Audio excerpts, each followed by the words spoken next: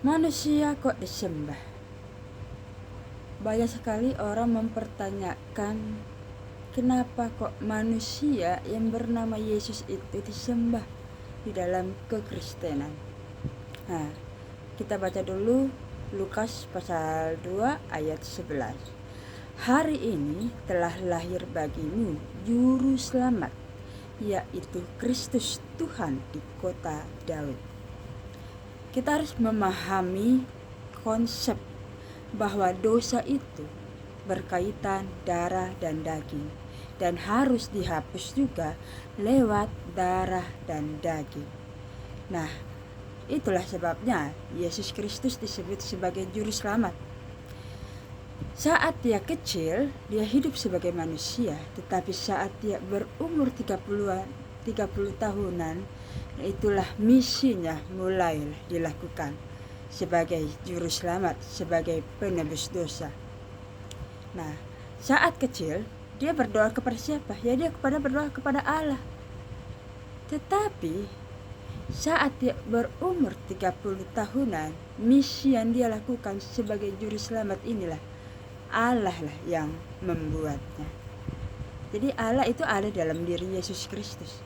Yesus ada di dalam Bapa, satu pribadi.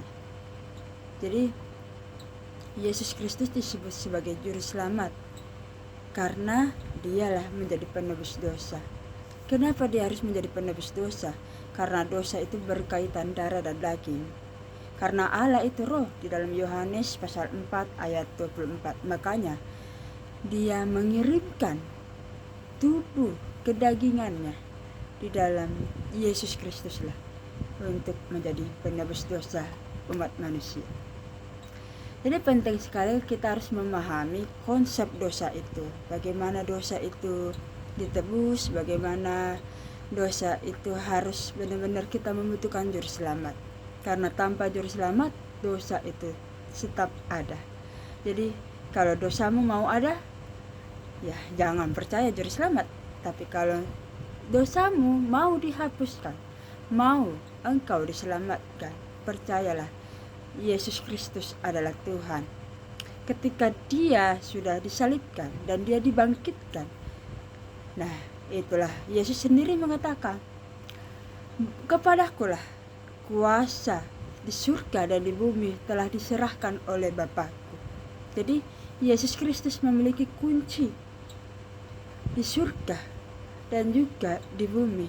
Dia memiliki kunci di alam maut itu sendiri, bahwa dia berhak mengirimkan siapapun yang tidak percaya kepada dia ke alam neraka.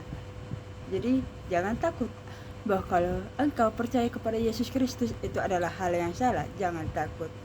Kita akan membuktikan nanti di akhir zaman nanti bahwa Yesus Kristus adalah Tuhan. Itu sudah pasti, bahwa dia adalah Alfa dan Omega. Dia adalah yang pertama dan juga yang terkemudian. Dia adalah yang berawal dan juga yang terakhir. Tidak ada Allah yang selain di dalam Yesus Kristus. Dia adalah manusia, dia juga adalah Allah. Sebab adalah Allah di dalam Yesus Kristus. Itulah yang tepat. Karena orang yang mempercayai Yesus Kristus berarti mempercayai Allah yang menciptakan penebus dosa. Karena orang yang tidak mempercayai Yesus Kristus berarti dia tidak mempercayai Allah yang menciptakan penebus dosa itu. Jadi, masihkah engkau menyangkal Yesus Kristus sebagai penebus dosamu?